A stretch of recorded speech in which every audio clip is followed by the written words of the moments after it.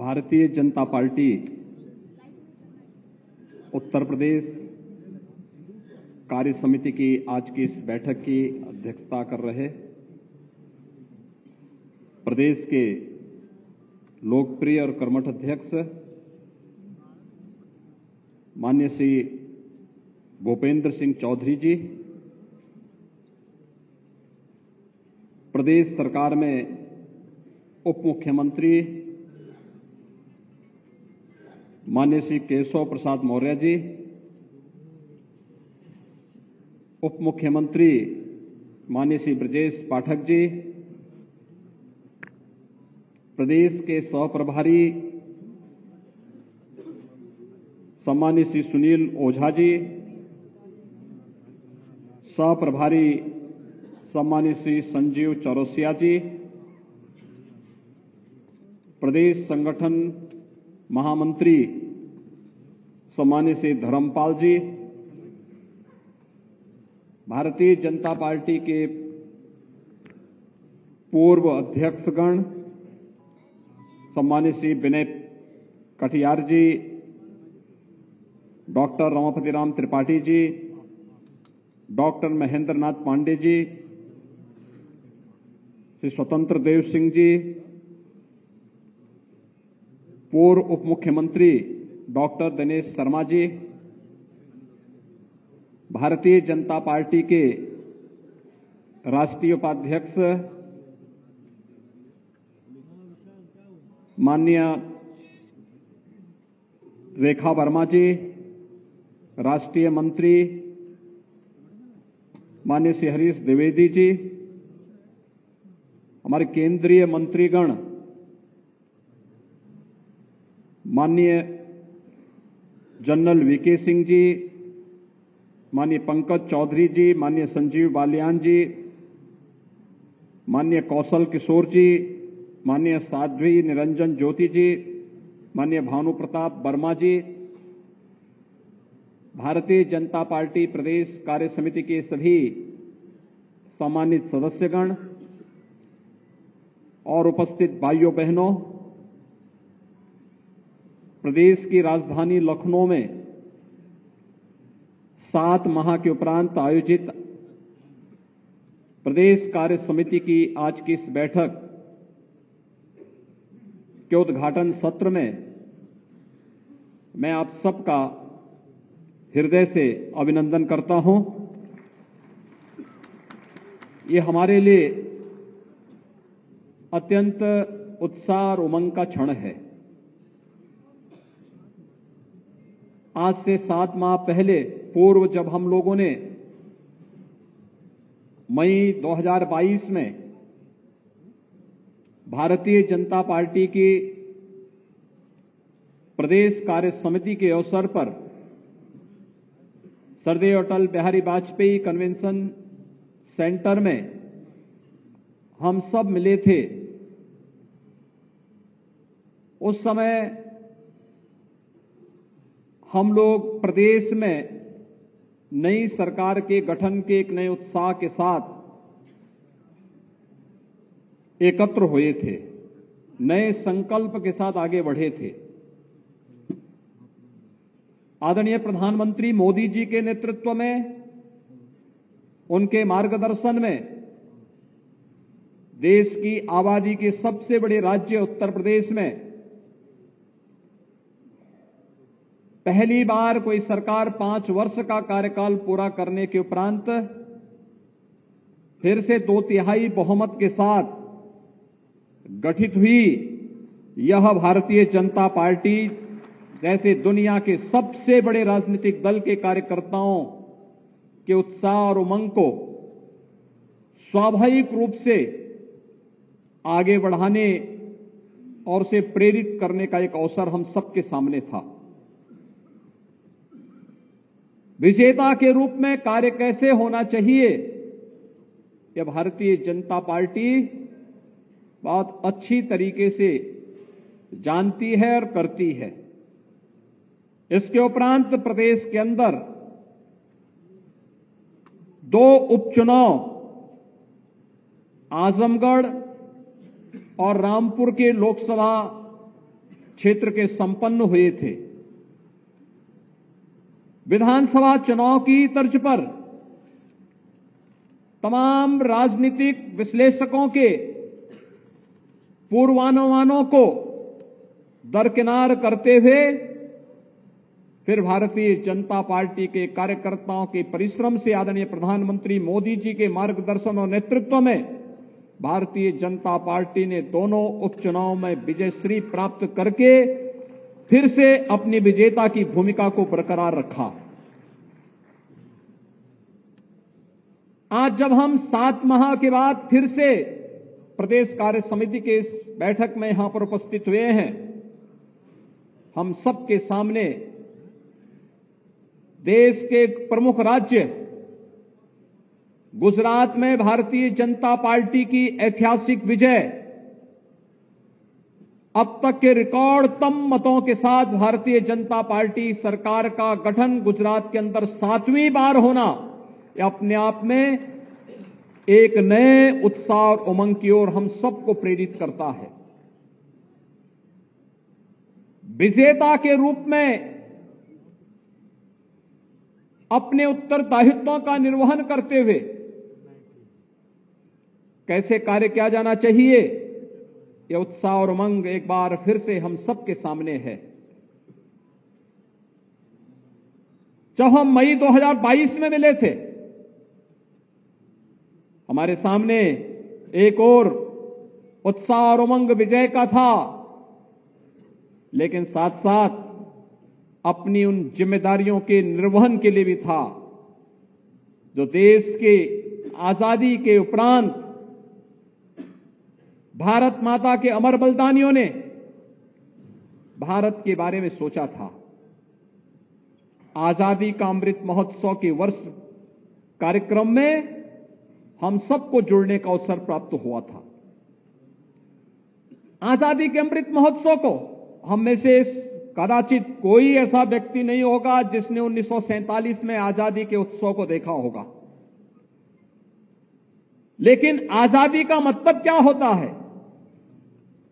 ये प्रधानमंत्री मोदी जी के नेतृत्व में 140 करोड़ की आबादी के भारत ने उस उत्सव के साथ जुड़ करके हर घर तिरंगा लगा करके अपने आप को साबित किया था कि आजादी के वास्तविक उत्सव का मतलब क्या होता है।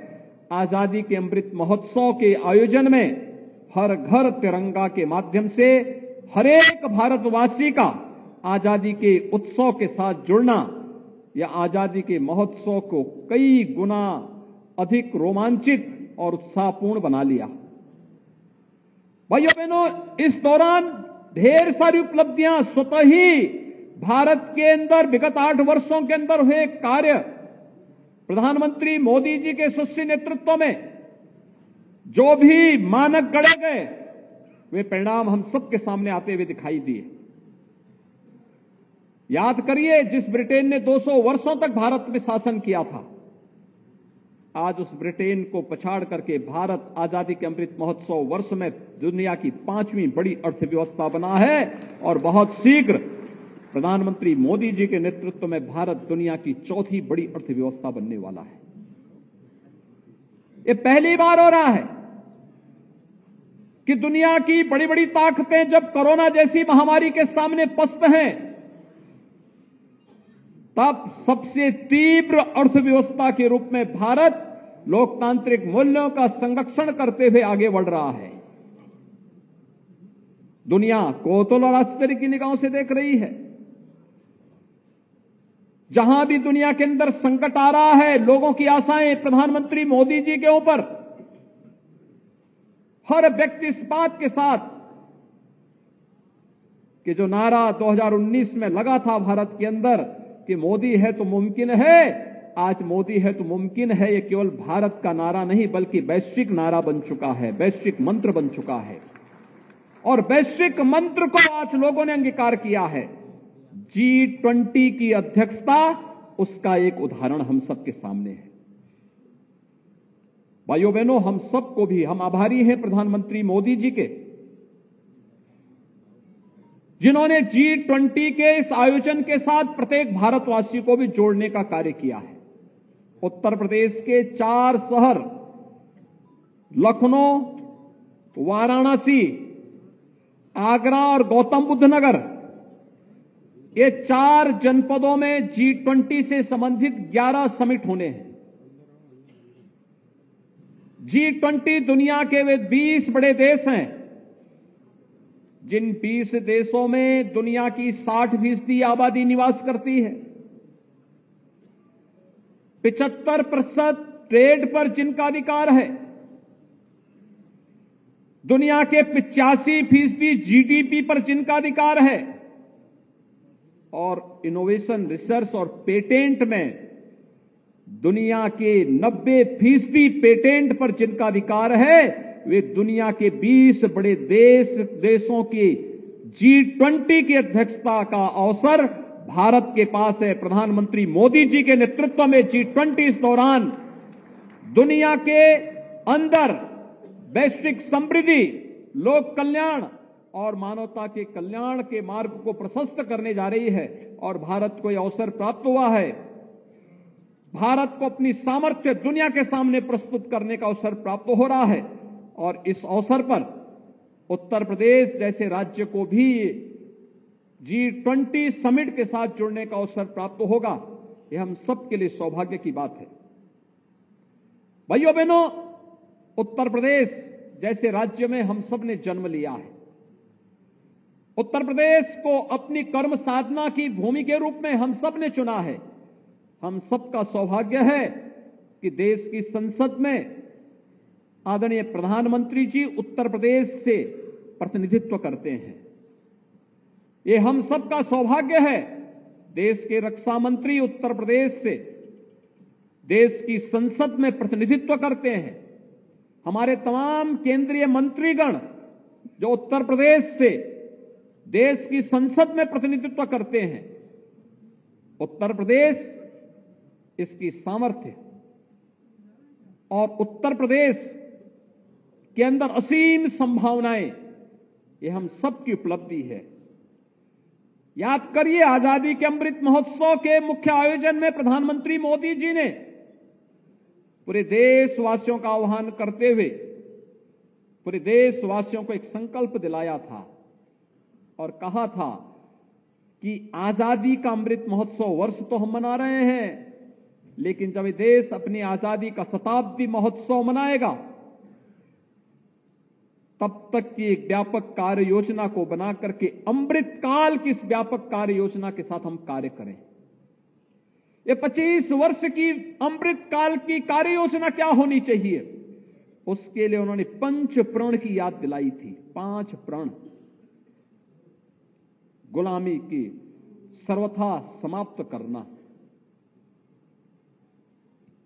गुलामी को सर्वथा समाप्त करना, विरासत का सम्मान करना, अपनी विरासत पर गौरव की अनुभूति हमारी होनी चाहिए। हम उन रूढ़िगत परंपराओं को जो गुलामी के कालखंड में हमें जाति, मत, मजहब, क्षेत्र, भाषा के आधार पर बांट चुकी है, उसको पूरी तरह समाप्त करेंगे। लेकिन साथ साथ भारत की विरासत का सम्मान भी देंगे। अमृत महोत्सव वर्ष में आपने देखा होगा, देश की आजादी के लिए जिन अमर बलिदानियों ने अपना सर्वस्व न्यौछावर किया था, उन अमर बलिदानियों को, ज्ञात और अज्ञात स्वतंत्रता संग्राम सेनानियों के प्रति किस प्रकार का भाव प्रदर्शित करने का अवसर प्राप्त हुआ था। उनके स्मारक बनाए गए, उनकी जीवनी पे लिखा गया, गांव गांव में, स्कूल स्कूल में कार्यक्रम चले, गांव में एक स्वस्थ प्रतिस्पर्धा ने जन्म लिया और हर घर पे तिरंगा लहराता हुआ दिखाई दिया। विरासत का सम्मान यह भी है और विरासत का सम्मान वह भी है जो वैश्विक मंच पर आज 21 जून की तिथि विश्व योग दिवस के रूप में होती है।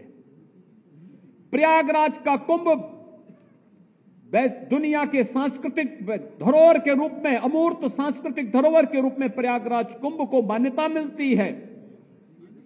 काशी में काशी विश्वनाथ धाम, जो दुनिया की सबसे प्राचीन नगरी है, पूरी दुनिया को अपनी ओर आकर्षित करती है। विरासत का सम्मान करने का मतलब यही है कि आज पूरी दुनिया काशी की तरफ आकर्षित हुई है।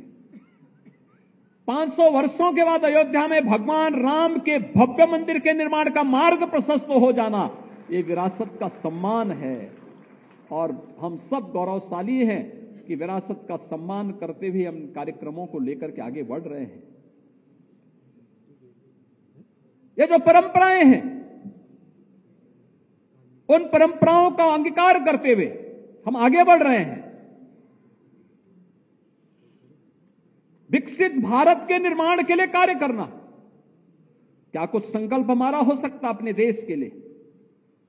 अकेले भारतीय जनता पार्टी एकमात्र पार्टी है जो कहती है नेशन फर्स्ट, देश पहले, दल का हित उसके बाद, मेरा हित सबसे पीछे।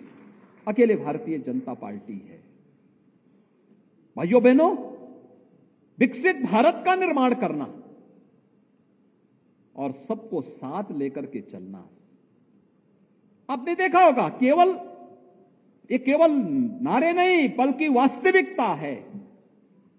विगत 8 वर्ष के अंदर देश ने, विगत 5.5 पौने 6 वर्ष के अंदर प्रदेश ने जो यात्रा प्रारंभ की है, अपने संस्थापकों,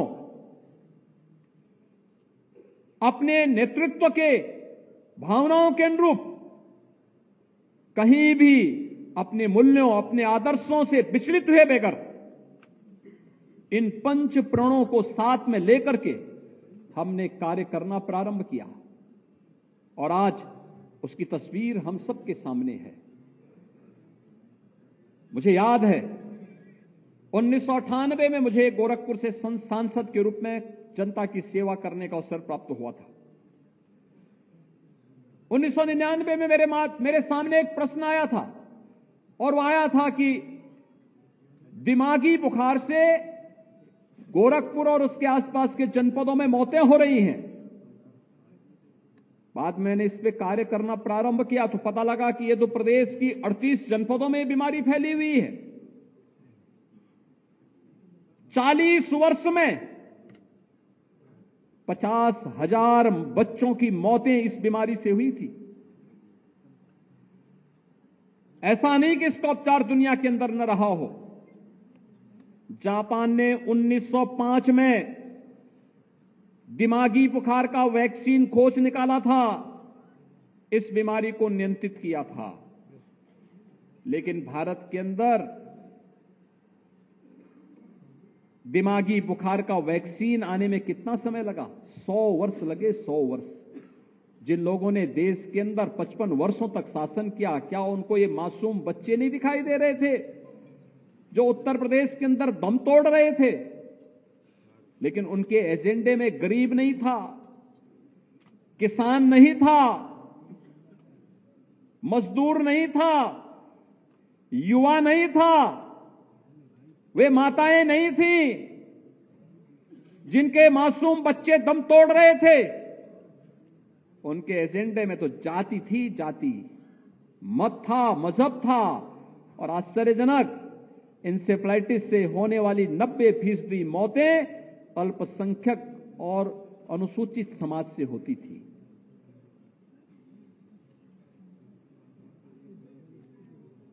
तो 2006 में जब श्रद्धेय अटल बिहारी वाजपेयी जी की सरकार 98 से 2004 के बीच में थी, 2004 में जब हम लोगों ने प्रयास किया वैक्सीन मंगाने का, तब पहली खेप 2005 में आई और फिर 2005 में आने के बाद फिर वैक्सीनेशन का कार्यक्रम प्रारंभ होता है। लेकिन भाइयों बहनों, आज प्रदेश में भारतीय जनता पार्टी की सरकार आने के बाद आदरणीय प्रधानमंत्री जी के मार्गदर्शन में प्रदेश 1 डिस्ट्रिक्ट 1 मेडिकल कॉलेज की तरफ भी बढ़ रहा है। लेकिन साथ साथ इंसेफ्लाइटिस से होने वाली मौत को 95% नियंत्रित करने में भी सफलता प्राप्त कर ली गई है। अब कोई मासूम दिमागी बुखार से असमय दम नहीं तोड़ेगा, एक पुख्ता व्यवस्था कर दी गई है। लेकिन उस वैक्सीन को आने में 100 साल से अधिक समय लगे। लेकिन इस सदी की सबसे बड़ी महामारी के दौरान पूरी दुनिया पस्त थी, लोगों की समझ ही में नहीं आ रहा था। लेकिन प्रधानमंत्री मोदी जी के नेतृत्व में भारत ने दुनिया के 2 सबसे प्रभावी वैक्सीन बनाने में सफलता प्राप्त की, वह भी मात्र 9 महीने के अंदर। और भारत 220 करोड़ वैक्सीन की फ्री डोजेज अब तक अपने नागरिकों को दे चुका है और दुनिया के भी दर्जनों देशों को वैक्सीन मैत्री के रूप में वैक्सीन फ्री में उपलब्ध करा चुका है। यह है भारत का सामर्थ्य। किसी भी महामारी का अब तक का जो सबसे सेटबैक रहा है वो क्या था? वो ये था कि वैक्सीन नहीं होती थी। स्पेनिश फ्लू के सबसे अधिक मौतें भारत के अंदर हुई थी। उस समय का अनुमान है कि जब स्पेनिश फ्लू आया था दुनिया के अंदर 2.5 करोड़ से अधिक मौतें हुई थी। उनमें से ज्यादातर मौतें भारत के अंदर हुई थी। भारत तब गुलाम था। जो लोग बीमारी से मर सकते थे, गांव के गांव साफ हो गए। लेकिन भाइयों बहनों, जो बीमारी से मर सकते थे बीमारी से मरे, शेष लोग भूखमरी से मरे। कोरोना कालखंड में आपने देखा होगा, डबल इंजन की सरकार थी तो राशन का डबल डोज भी हर गरीब को, हर जरूरतमंद को प्रदेश के अंदर फ्री में उपलब्ध हो रहा था। देश के अंदर 80 करोड़ लोगों को, प्रदेश के अंदर 15 करोड़ लोगों को फ्री में राशन की सुविधा का लाभ। यह सरकार की संवेदना भी थी, अपने नागरिकों के प्रति उत्तरदायित्व भी था और उस उत्तरदायित्व का निर्वहन इस रूप में सरकार कर रही थी। आपने देखा होगा विगत 8 वर्ष के अंदर केंद्र में मोदी जी के नेतृत्व में जो सरकार कार्य करना प्रारंभ की, एक भी योजना किसी व्यक्ति, किसी जाति, किसी मजहब, किसी क्षेत्र, किसी भाषा को ध्यान में रख करके नहीं, बल्कि पंडित दीनदयाल उपाध्याय जी के अंत्योदय की उस मंत्र को अंगीकार करते हुए गांव, गरीब, किसान, नौजवान, महिलाएं, समाज के प्रत्येक तबके को ध्यान में रख करके बनाई गई। समाज का प्रत्येक तबका उससे लाभान्वित हुआ। कौन सा ऐसा तबका है जो ये कह सकता है कि मेरे साथ भेदभाव हुआ हो? कोई तबका ऐसा नहीं, हर एक तबके को इस योजना का लाभ दिया गया। राशन 15 करोड़ लोगों को मिल रहा है। कोई जाति, कोई मत, कोई मजहब, कोई क्षेत्र, कोई भाषा नहीं। सबका साथ, सबका विकास का जो मंत्र है, उस मंत्र के अनुसार यह कार्यक्रम आगे बढ़ा। जनधन अकाउंट हर गरीब का खुला है। गरीब की कोई जाति नहीं होती, उसका कोई मत और मजहब नहीं होता, उसको शासन की योजना का लाभ मिलना ही चाहिए, उसको उसका अधिकार मिलना ही चाहिए। किसान को आप जाति, मत और मजहब के आधार पर नहीं बांट सकते। प्रधानमंत्री किसान सम्मान निधि का हो या प्रधानमंत्री फसल बीमा योजना, प्रधानमंत्री कृषि सिंचाई योजना, उत्तर प्रदेश के अंदर मुख्यमंत्री कृषक दुर्घटना बीमा योजना, इस सभी योजनाओं का लाभ बराबर हर एक तबके को बिना भेदभाव के उपलब्ध करवाने का कार्य किया गया। कोई सोच सकता था उत्तर प्रदेश जैसे राज्य में 45.5 लाख से अधिक गरीबों को एक एक आवास मिल जाए?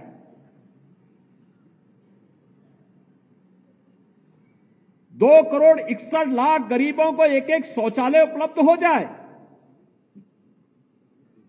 1 करोड़ 74 लाख गरीबों को फ्री में रसोई गैस के कनेक्शन मिल जाएं? 1 करोड़ 55 लाख गरीबों को फ्री में विद्युत के कनेक्शन मिल जाएं?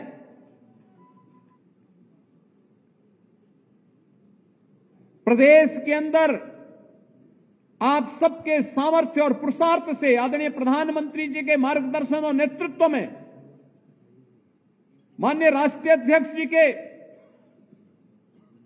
कुशल नेतृत्व में, प्रदेश के एक एक कार्यकर्ता के सामर्थ्य से सरकारें गठित हुई 5 लाख से अधिक नौजवानों को सरकारी नौकरी मिली।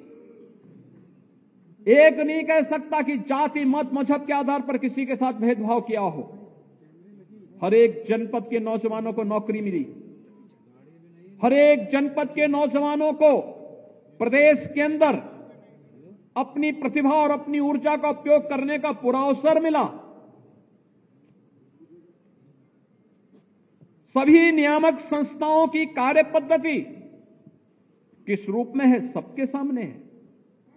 प्रदेश के अंदर सुरक्षा और सुशासन का जो मॉडल खड़ा किया गया, आज परिणाम है दुनिया का हर बड़ा निवेशक आज उत्तर प्रदेश में आकर के निवेश करना चाहता है। और भाइयों बहनों, ये निवेश कैसे रोजगार को सृजन करता है, इसका परिणाम हम सबके सामने है। विगत 5 वर्ष के अंदर इस निवेश के परिणाम स्वरूप 1,61,00,000 से अधिक नौजवानों को विभिन्न स्थानों पर नौकरी और रोजगार उपलब्ध हुए। उत्तर प्रदेश की परंपरागत उद्यम, याद करिए 2017 का भारतीय जनता पार्टी का लोक कल्याण संकल्प पत्र। संकल्प पत्र की एक लाइन यह भी थी कि भारतीय जनता पार्टी सरकार गठन करने पर अपने परंपरागत उद्यम को प्रोत्साहित करेगी। और परंपरागत उद्यम को प्रोत्साहित करने के लिए क्या ब्रांडिंग होनी चाहिए, ये भी प्रदेश के अंदर 1 डिस्ट्रिक्ट 1 प्रोडक्ट के आधार पर उसकी ब्रांडिंग करते हुए प्रदेश ने अपनी परंपरागत उद्यम को प्रोत्साहित किया। कौन ऐसा जनपद है उत्तर प्रदेश का जहां पर अपनी परंपरागत उद्यम न रही हो? परिणाम क्या है? रोजगार मिला, नौकरियां सृजित हुई, उत्तर प्रदेश का एक्सपोर्ट बढ़ा।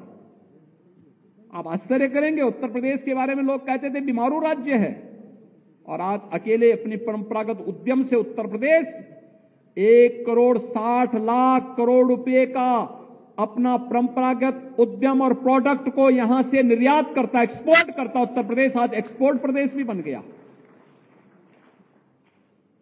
उत्तर प्रदेश एक्सपोर्ट प्रदेश बन सकता है, यह भी आज देखने को मिल रहा है। ये एक नए सामर्थ्य को, उत्तर प्रदेश का एक नया सामर्थ्य सामने आ रहा है। उत्तर प्रदेश परंपरागत रूप से ये कृषि प्रधान प्रदेश है। दुनिया की सबसे उर्वरा भूमि हमारे पास, अनेक उपलब्धियां हैं, देश की आत्मा है, देश का हृदय स्थल है। भगवान राम ने यही जन्म लिया, भगवान कृष्ण ने यही जन्म लिया, बाबा विश्वनाथ का धाम इसी प्रदेश में, पूरा वैदिक ज्ञान को लिपिबद्ध करने की भूमि नैमिषारण्य उत्तर प्रदेश में, मां गंगा, यमुना और मां सरस्वती का संगम, कुंभ की पवित्र पावन भूमि प्रयागराज उत्तर प्रदेश में, भागवत भूमि सुख तीर्थ उत्तर प्रदेश में, शक्ति पीठों से जुड़ी हुई परंपरा उत्तर प्रदेश में। जो लोग इस सामर्थ्य को नहीं समझते थे, वे कावड़ यात्रा पर रोक लगाते थे, वे राम जन्मभूमि के बारे में टिप्पणी करते थे, परिंदा भी पर नहीं मार सकता, इस प्रकार की टिप्पणी करते थे।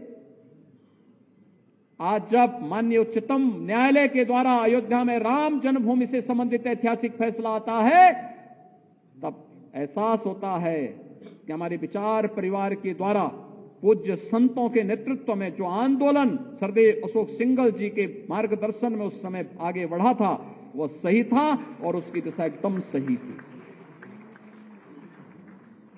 ये चीजें दिखाती हैं हमें अपनी विरासत पर गौरव की अनुभूति होनी चाहिए। और आप जैसे लोग, उस समय बहुत सारे लोग युवा रहे होंगे जब ये आंदोलन चल रहा था, अपनी पूरी जवानी को इस आंदोलन के लिए समर्पित किए। और उस कालखंड में आपने किसी ने सोचा नहीं होगा कि मैं इस पद पे जाऊंगा। एक ही भाव था कि मैं अपने प्रभु राम के मंदिर के निर्माण के लिए अपने आप को समर्पित कर रहा हूं और आज उसका पुरुषार्थ हम सबके सामने झलकता हुआ दिखाई दे रहा है। कोई चाह नहीं थी कि मैं सांसद बनूंगा, मैं विधायक बनूंगा, मैं मंत्री बनूंगा, मैं प्रदेश अध्यक्ष बनूंगा, मैं मुख्यमंत्री बनूंगा, मैं इस पद पे जाऊंगा। कोई चाह नहीं थी, एक ही भाव था और वो भाव था, विजेता का भाव था, हम विजयी होंगे, अवश्य विजयी होंगे। और विजयी होने का भाव अंततः परिणाम हम सबको दिलाया। हमने कभी हम भागे नहीं, पलायन का रास्ता नहीं अपनाया। हमारे पास ताकत नहीं थी, भौतिक ताकत नहीं थी, लेकिन आत्मिक ताकत थी, लड़ने की एक ताकत थी कि हम अगर जन्म लिए हैं तो आखिरी दिन तो एक दिन आना ही आना है, लेकिन लड़ेंगे अपनी मातृभूमि के लिए और अपने प्रभु राम के लिए। और अंततः परिणाम भाइयों बहनों हम सबके सामने आया। अंततः विजय तो यह तो धर्मस्थ तो जय, ये तो होता है, सनातन वाक्य है, ये सनातन मंत्र है, इसको कोई अलग नहीं कर सकता है। और हम सब उस भाव के साथ आगे बढ़े, परिणाम हम सबके सामने है। जहां एक और भारत की सांस्कृतिक और आध्यात्मिक विरासत का हृदय स्थल उत्तर प्रदेश है, वहीं सबसे समृद्ध खेती भी हमारे पास है। कोई अनुमान कर सकता है 5 वर्ष में 1,90,000 करोड़ रुपए की राशि केवल गन्ना किसानों के खाते में डीबीटी के माध्यम से गया है, केवल डीबीटी के माध्यम से। कोरोना कालखंड में, इस सदी की सबसे बड़ी महामारी में दुनिया के चीनी उद्योग बंद हो गए, अकेले उत्तर प्रदेश डटा हुआ है कि कोरोना के बावजूद हमारी सभी 119-120 चीनी मिलें चल रही हैं और उसको इथेनॉल की टेक्नोलॉजी के साथ जोड़ करके सबसे बड़े चीनी उत्पादक ही नहीं है। 2017 तक उत्तर प्रदेश सबसे बड़ा चीनी उत्पादक नहीं था, पिछड़ गए थे। आज सबसे बड़ा चीनी उत्पादक भी है और दुनिया का सबसे बड़ा इथेनॉल उत्पादक राज्य भी बना हुआ है। आपने देखा होगा किसानों को कैसे क्रय केंद्र के माध्यम से उसकी उपज को सीधे खरीदा जा रहा है। हम लोग अब तक 60 लाख मीट्रिक टन धान का क्रय इस वर्ष कर चुके हैं, अब तक किसानों से कर चुके हैं, रिकॉर्ड मात्रा में है। रिकॉर्ड मात्रा में धान का क्रय सीधे किसानों से हो रहा है। कभी नहीं हुआ, मीडिएटर थे। आज सारी एमएसपी का लाभ किसान को उसके खाते में पैसा भेज करके किया जा रहा है। किसान के लिए योजनाएं, 2,60,00,000 किसानों को प्रधानमंत्री किसान सम्मान निधि का लाभ मिल रहा है। 23 लाख हेक्टेयर भूमि को अतिरिक्त सिंचाई की सुविधा, सरयू नहर राष्ट्रीय परियोजना हो, बाण सागर की परियोजना हो, अर्जुन सहायक जैसी परियोजनाएं हो, इन सभी परियोजनाओं के माध्यम से युद्ध स्तर पर कार्य करते हुए उन कार्यक्रमों को आगे बढ़ाया है। हम लोग जब 2017 में आए थे तब प्रदेश के 34 जनपद बाढ़ के प्रति अति संवेदनशील थे। हमने पूरी पारदर्शिता और ईमानदारी के साथ कार्य किया। आज स्थिति क्या है?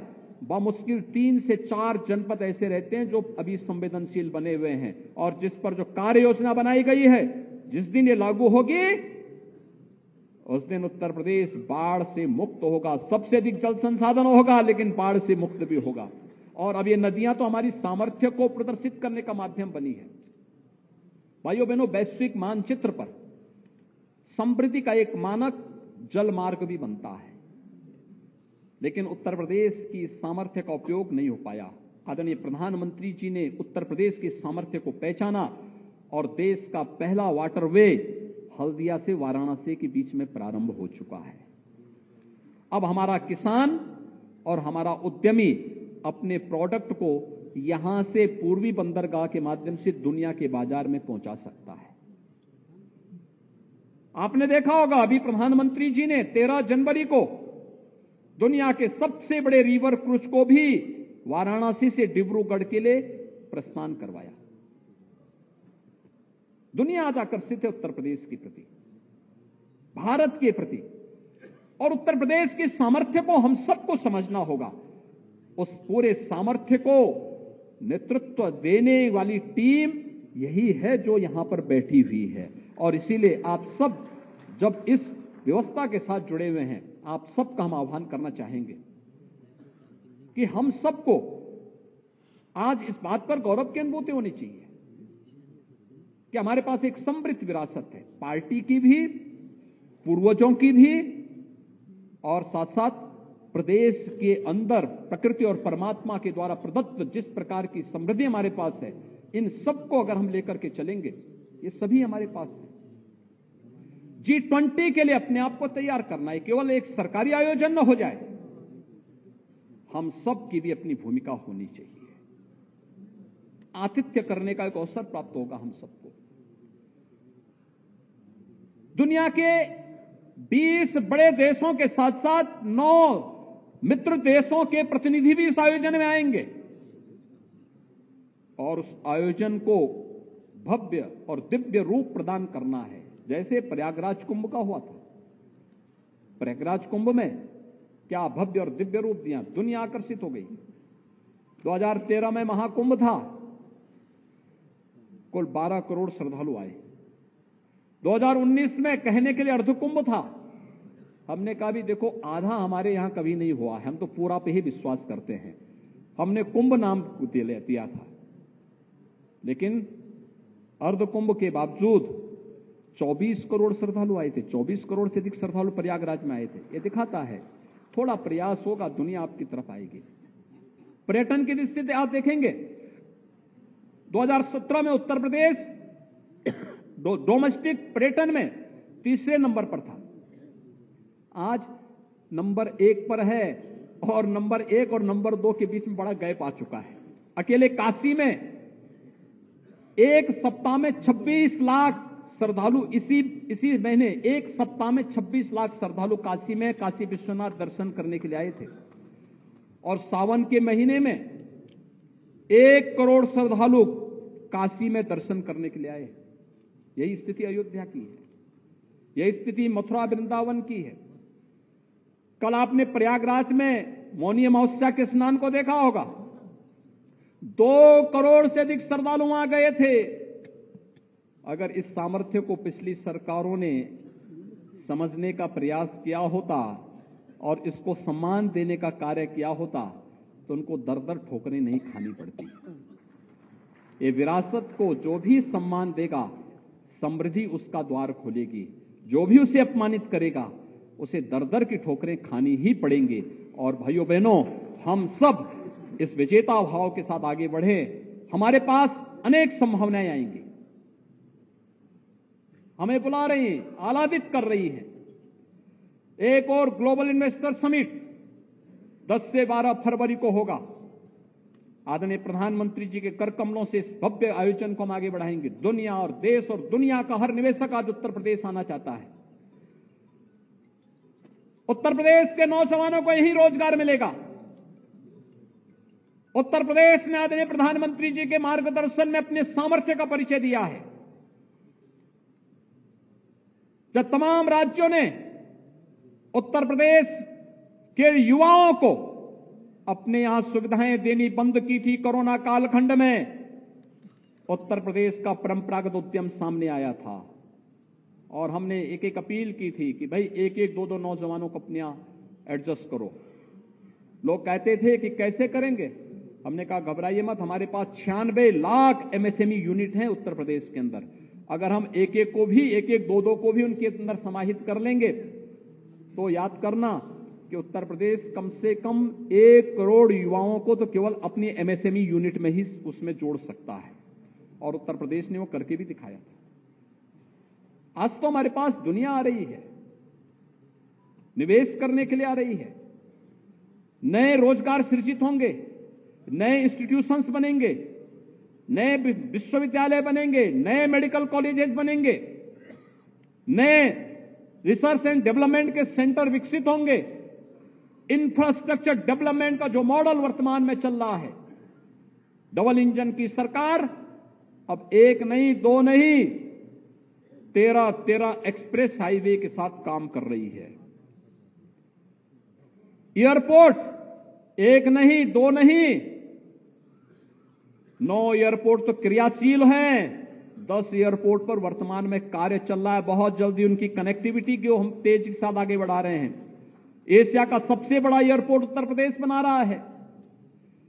इंटर स्टेट कनेक्टिविटी को 4 लेन के साथ जोड़ा जा चुका है। उत्तर प्रदेश आज नए निवेश के गंतव्य के रूप में उभर करके सामने आ रहा है और उसकी तैयारी के लिए जहां एक एक भारतीय जनता पार्टी के कार्यकर्ता को तैयार करके अपने युवाओं की टीम के साथ उसके जोड़ने की आवश्यकता है, उसके स्किल डेवलपमेंट के साथ नए नए इनोवेशन को वहां पर जन्म देने के लिए कार्यक्रम को आगे बढ़ाना पड़ेगा। रिसर्च एंड डेवलपमेंट को प्रोत्साहित करना पड़ेगा। अपने आप को उसके अनुरूप आगे बढ़ाना पड़ेगा।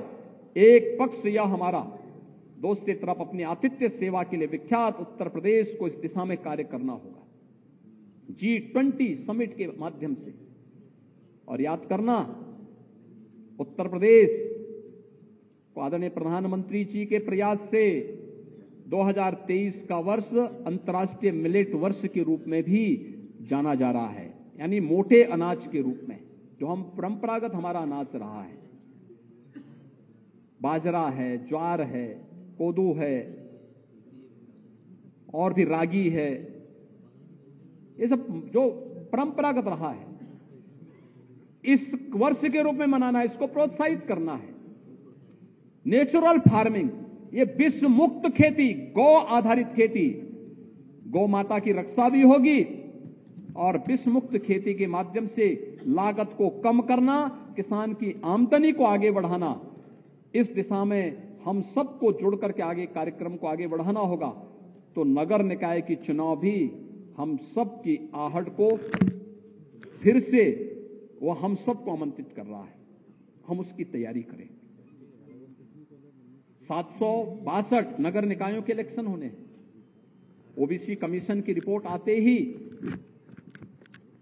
इलेक्शन की घोषणा भी हो जाएगी और इलेक्शन की घोषणा के साथ फिर से भारतीय जनता पार्टी का परचम 2014, 2017, 2019, 2022 के साथ नगर निकाय चुनाव में भी परचम लहराता हुआ दिखाई देना चाहिए। नगर निगम, नगर पालिका, नगर पंचायतों में इसकी तैयारी के लिए हम सब कार्य कर सकेंगे।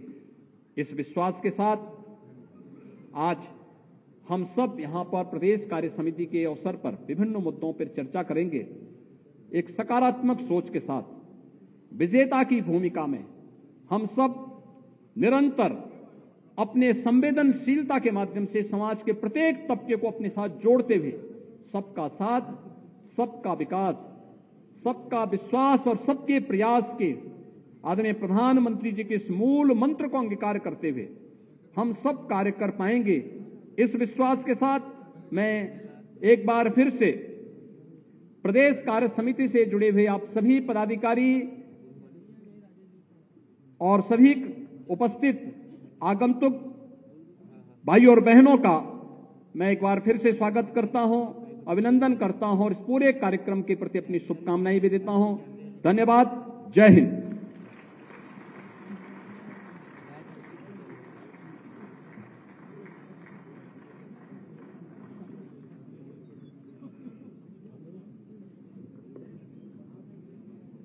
धन्यवाद माननीय मुख्यमंत्री जी का मार्गदर्शन के लिए।